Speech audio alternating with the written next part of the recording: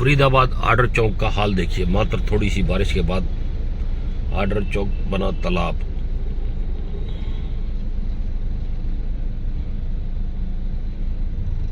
जाम भयंकर लगा हुआ है इस पानी की वजह से। कहाँ नाला है, कहाँ गड्ढा है, किसी को कुछ पता नहीं। कोई भी बड़ी दुर्घटना घटित हो सकती है। ये देखिए आर्डर चौक पे बना तालाब, जाम। डर के मारे कोई इस पानी में जाने को तैयार नहीं। हो सकता है नाला या गड्ढा।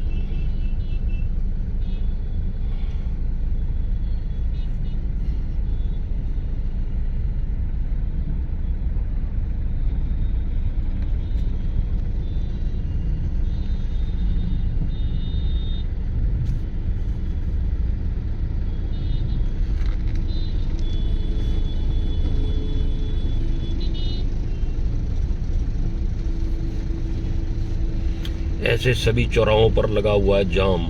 पानी की निकासी ना होने की वजह से आम पब्लिक कितनी दुखी। स्मार्ट सिटी फरीदाबाद का जलवा पहली बरसात में ही दिखना शुरू हो गया है। ये तो बिन मौसम की बरसात है। अभी तो बरसात का मौसम आना बाकी है।